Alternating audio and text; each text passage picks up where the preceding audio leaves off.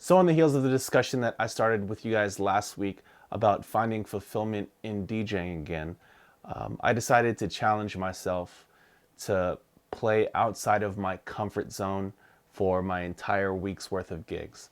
And that challenge was to play without my laptop and just play on USB sticks. Now, I have in the past played on sticks for shorter sets, maybe like 1 to 3 hours. And me and Andy Uops, who I split the night with on Fridays and Saturdays, have been challenging each other to use sticks on our Friday gig because it's not as hectic as our Saturday at the nightclub We All Scream that we have residency at. The the energy's there, but the crowd's not as demanding as our on Fridays as our Saturdays. So we've been experimenting with that, and it's been going well. But I've been hesitant to play We All Scream on sticks just because I get so many random ideas, and the direction of where the night goes can vary from night to night so much that it's hard to kind of plan out, especially on CDJ 2000s.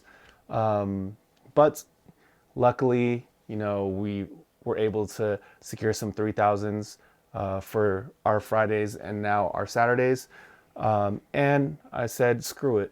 I'm looking for a new challenge. I'm looking to find a little bit more fulfillment in my DJing. And to me, those things go hand in hand, right? Complacency, I think, is a big part of feeling a little disconnected from what we do artistically. So this past Saturday, I did what I wasn't sure that I could do, and pulled it off. Played 6+ hours on USB sticks in a packed nightclub, and it went over well. Would I give it a 10 out of 10? No. Maybe like a solid 8.5, 8. But the crowd was engaged the entire night. It was packed. I was able to DJ pretty much like myself. And this is really the first time I got to experience DJing in fully set up Pioneer DJ Pro Link with the mixer included.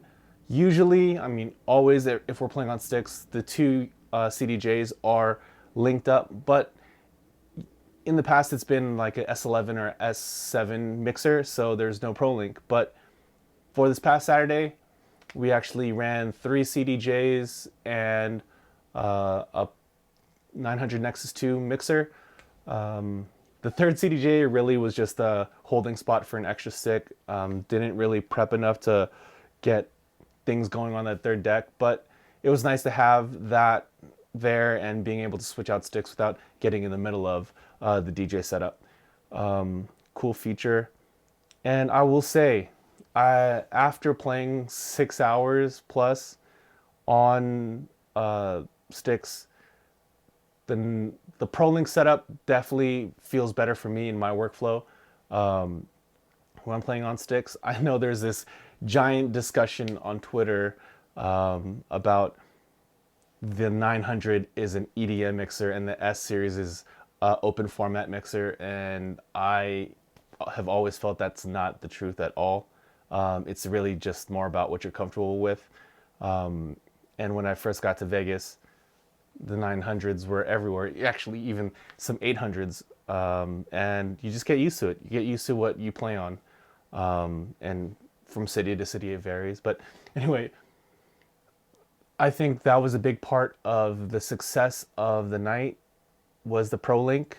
I know how to dial in the BPM on a 900 Nexus or any of the 4-channel club mixers, but not having to think about it and it just being on point and BPM synced for the effects, and especially the queuing section.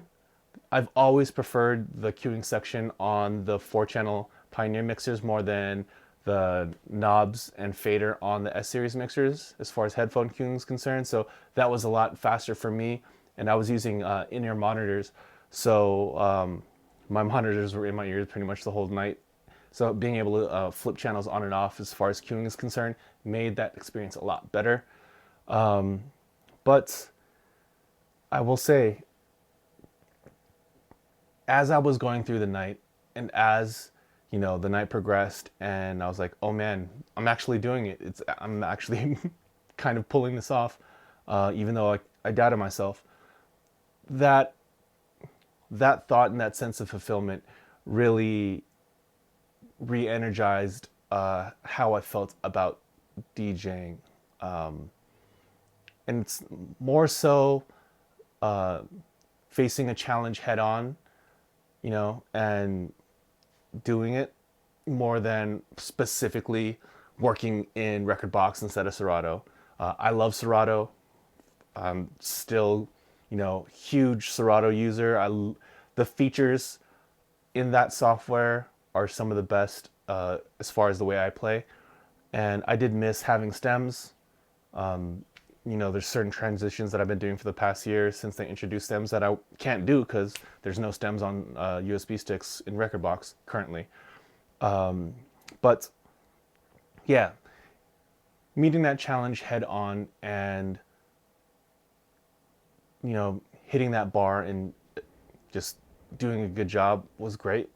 Got me excited, got me more excited.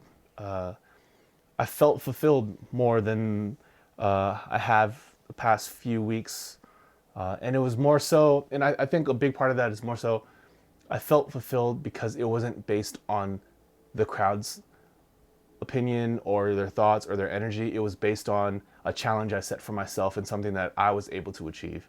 And of course, that depended on me actually doing it, but that also depended on me doing the job enough so the crowd had a great time, right? It wouldn't have mattered if I was able to blend one song to the other, but it wasn't the right song and the crowd hated it. So, but it was something that I had a little bit more control over, right? The challenge of playing on a different format that what I'm different like DJ format that I'm usually playing on, right? And does this mean I'm going to switch to sticks permanently?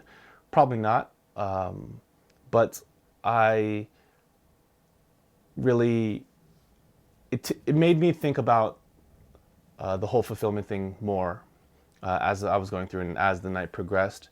And it made me realize, right, that it's,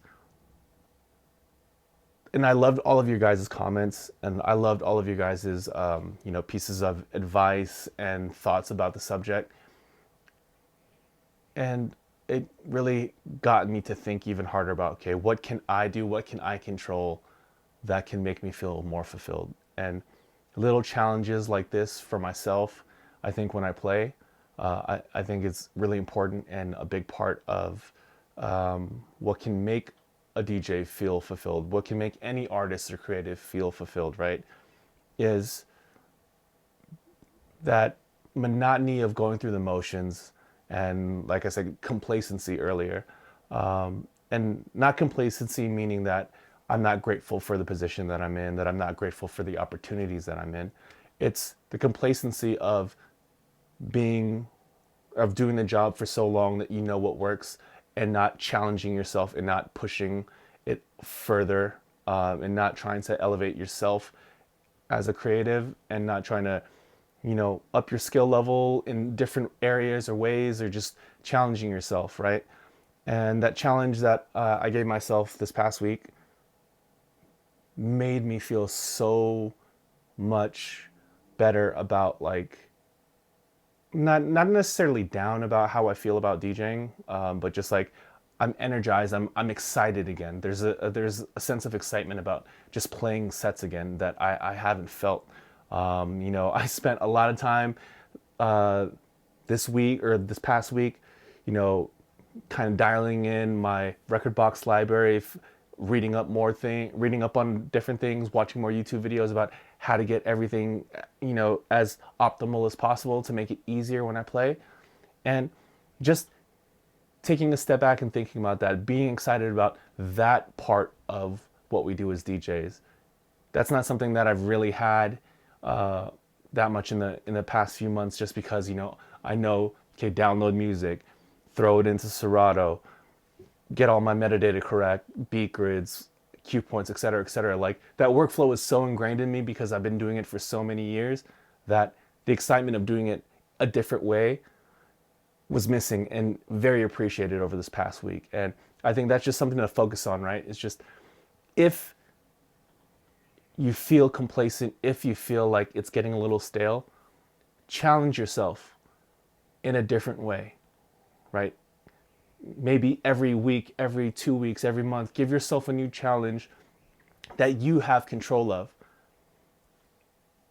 And I promise you, even if you don't, you know, get it right, just the attempt can be a great thing and make you feel that sense of energy again. Because even if you fail, if you have the right mentality, you're just gonna want to get up, try again, learn from your mistakes, and attack that new challenge again and get it right that next time.